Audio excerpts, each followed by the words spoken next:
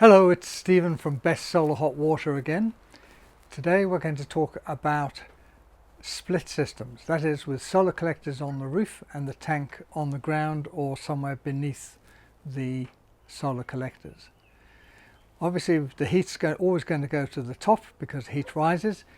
If the heat's at the top of the solar collector, to get it down to the tank you're going to need a pump, and typically you would have a brass pump, which is what you'd use for potable water, and there are a variety of pumps. This is one that does all purposes.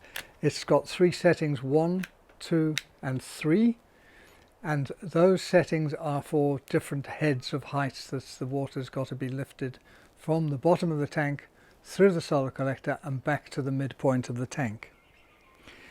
Now obviously this has got to work when needed, and so you can't have it running 24 hours a day, and for that reason you need a solar controller, and this is such a solar controller. This pump power point fits into the solar controller, so the solar controller acts as a relay to deliver electricity to the pump.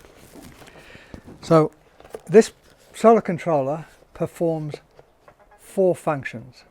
The first function is to switch on when the difference in the temperature between the top of the solar collector and the bottom of the tank is 12 degrees or more.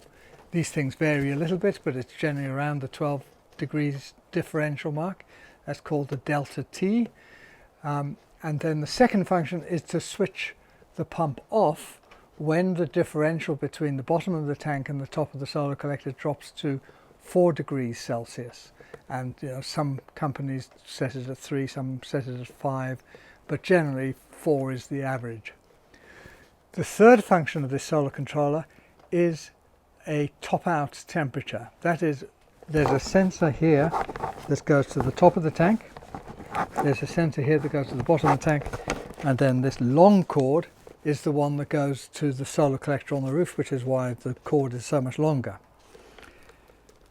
So the top out temperature is usually set as around 80 degrees. So when the temperature at the top of the tank is 80 degrees, that's plenty hot enough, given that people shower at 40 degrees. If you had a 315 litre tank, then actually you'd have 600 litres of water at the temperature you actually use. And that would be the case pretty well all the main summer months. The fourth function is frost protection. And of course this need only be applied in areas in the southern part of Australia or in highlands where you're going to experience frost.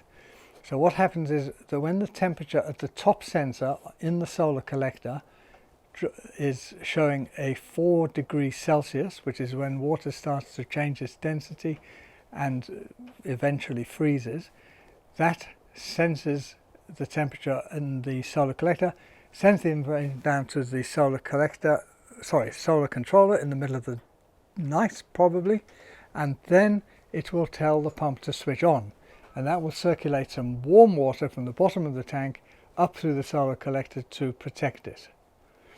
So as long as your pipes between the tank and the solar collector are well insulated, you'll be well protected from frost. Now the pump has got variable speeds depending on height, and because there is a need to maximize the solar contribution, it's necessary to, in some cases, control the flow of water through the solar collector, and the optimum sort of feed-in speed is about 3 litres a minute, which is actually very slow. And this is a flow meter. The flow meter has got graduations here to show what the actual flow is, and you'd be setting it at just below 3, and this little silver screw here is what controls that. So good systems that are split systems with the solar collector on the roof and the tank on the ground have these flow meters. You can also buy them from Best Solar Hot Water, and they will control the flow to maximize your solar contribution. These are not necessary with close coupled thermosiphon systems where the tank is above the solar collector, because the heat of the sun determines the rate of exchange. So on a hot day, the water or solution in the solar collector whizzes through the heat exchanger or the water in the tank, and on a cool day it moves very slowly. So close coupled thermosiphon systems don't need these because they are self-regulating. And that brings us to the conclusion of today's lesson on solar hot water. Thank you.